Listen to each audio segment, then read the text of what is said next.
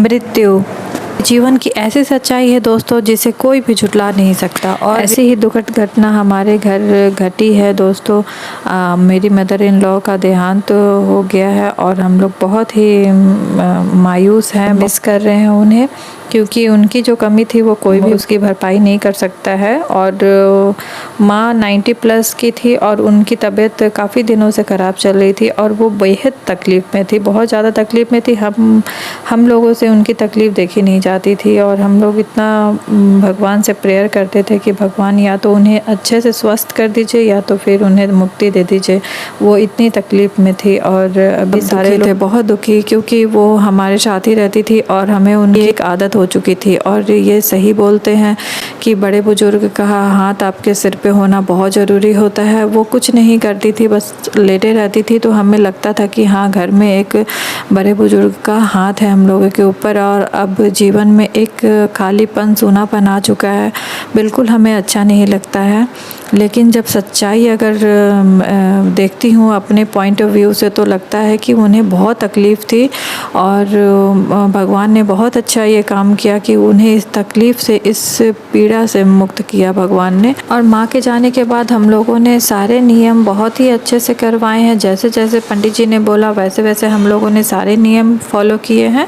और इसमें काफ़ी चीज़ें हमें सीखने को भी मिले कि आदमी को मरणोपरांत क्या क्या चीज़ें देखनी पड़ती हैं, क्या क्या चीज़ फेस करनी पड़ती हैं। तो वो सारे हमें गरुड़ पुराण से पता चला, तो हम लोगों ने गरुड़ पुराण भी करवाया, जिससे हमें बहुत ही नॉलेज मिली है।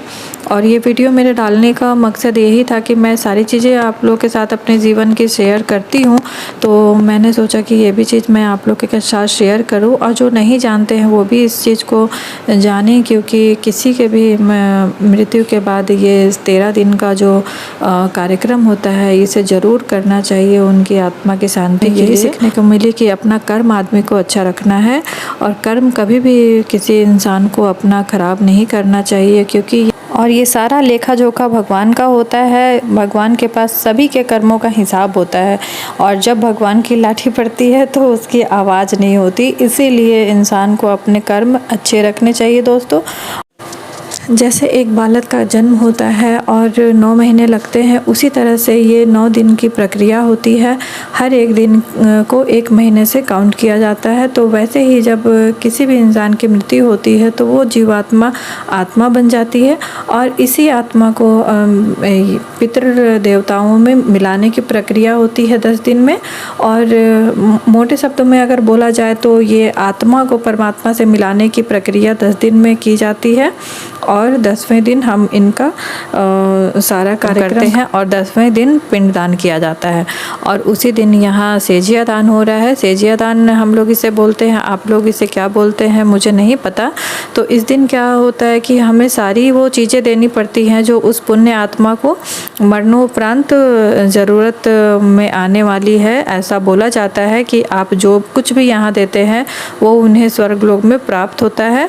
और जैसे जितनी भी चीज़ें गृहस्थ आइटम में लगती हैं, आप अपनी स्वेच्छानुसार उसे दे सकते हैं दान में।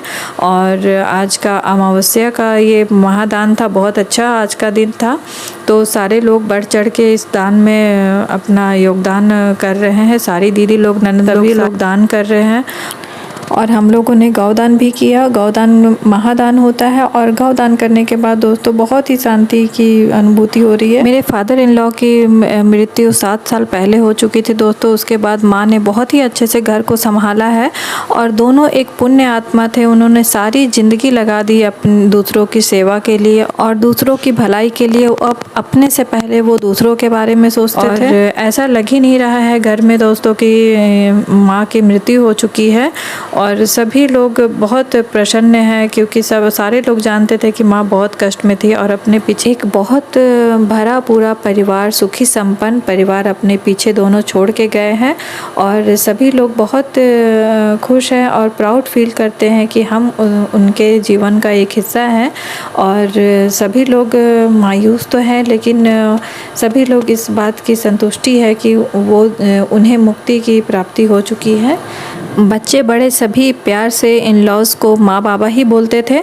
और एक समय था दोस्तों जब वो बहुत तकलीफ़ करते हुए भी उन्होंने अपने सारे बच्चे को बहुत अच्छे ढंग से सेटल किया है। आज उनके सारे बच्चे बहुत अच्छे जगह में पोस्टेड हैं और उनके सारे बच्चों के बच्चे भी अच्छे से शिक्षा ग्रहण सारे ने किया है। कुछ की शादियाँ हो चुकी हैं, कुछ सेटल्ड है और कुछ अभी पढ़ाई कर रहे हैं, लेकिन अपने पीछे माँ बापा ने बहुत। और आपसे भी मेरा अनुरोध है कि आप भी उनकी आत्मा की शांति के लिए प्रार्थना करें। और ये वीडियो दोस्तों मैंने व्यूज़ बढ़ाने के लिए नहीं बनाया है, बल्कि मेरी एक श्रद्धा है जो मैंने इस वीडियो के रूप में प्रस्तुत की है। अगर मेरे इस वीडियो में कुछ कमी हो गई होगी तो प्लीज़ मुझे क्षमा करिएगा। और अगर आप लोग को किसी भी तरह की जानकारी चाहिए इस विषय में तो मैं उसे देने की पूरी कोशिश करूँगी। तो प्लीज़ मुझे कमेंट करिएगा। ओम शांति शांति।